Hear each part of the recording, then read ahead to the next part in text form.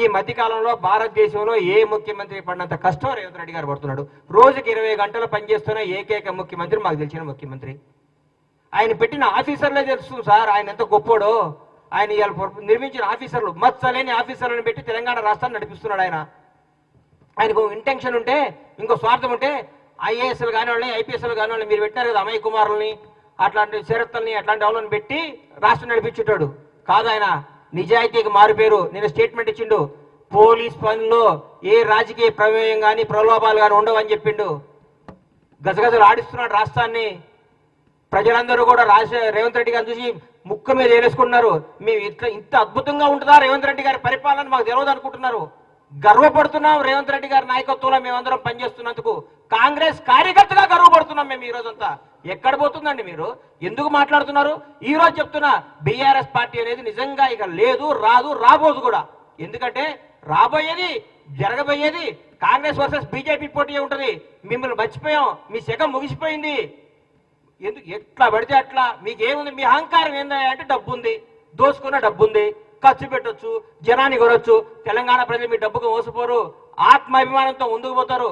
మీరు ఏం చేసినా కానీ ఈ పార్లమెంట్ ఎలక్షన్లో గజ విజయం సాధిస్తాం.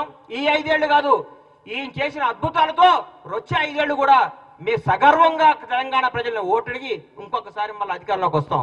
మీకు చెప్తున్నా, మీరు నోటికి వచ్చేట్టు మాట్లాడాలంటే ఏదైనా మంచి కార్యక్రమం కోసం మాట్లాడండి, మీ అభివృద్ధి కోసం మాట్లాడండి, రాష్ట్రానికి మా తాలూకాకి ఇది కావాలని చెప్పండి, మా నియోజకవర్గ ప్రజలకు ఇది కావాలని చెప్పండి. అంతేగాని రేవంత్ రెడ్డి ముఖ్యమంత్రి గారిని గౌరవించండి. మీరు ముఖ్యమంత్రి గారిని గౌరవించండి, ముఖ్యమంత్రి అనే పదవి గౌరవించండి, మా మంత్రులను గౌరవించండి. మీకు ఇదే పని. మంత్రి ఏం చేసిండు?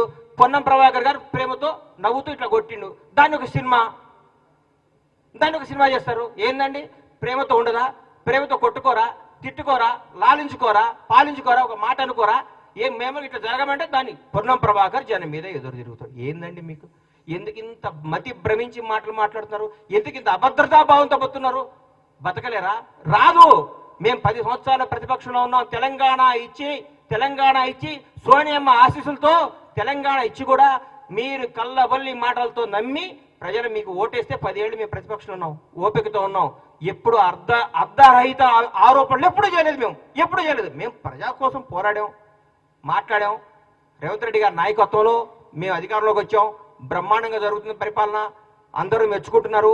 ఏమండి, ప్రగతి భవన్ పోతుంటే పండగ, ప్రగతి భవన్ కాదు, మన సచివాలయం సెక్రటరీ డాక్టర్ బాబాసాహెబ్ అంబేద్కర్ భవన్ పోతుంటే ప్రతి ఒక్కళ్ళు చిన్న వాళ్ళు కూడా వచ్చి మంత్రులను కలిసి, అయ్యా మాకు ఈ సమస్య ఉంది, అన్నా మాకు ఈ సమస్య ఉంది.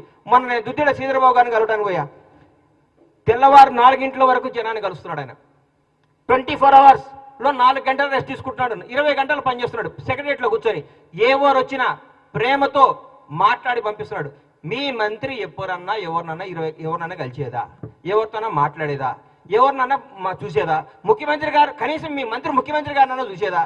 మా ముఖ్యమంత్రి గారు ప్రతిరోజు ఏ మీటింగ్ పెట్టుకున్నా సహచార మంత్రివర్గాన్ని అందరిని కూర్చోబెట్టుకుని, ఆఫీస్ అందరిని కూర్చోబెట్టుకొని, ఇది సమస్య, ఇది ఇట్లా చేస్తున్నాం, ఇది ఇట్లా మాట్లాడుతున్నాం అని మాట్లాడుతున్నారు.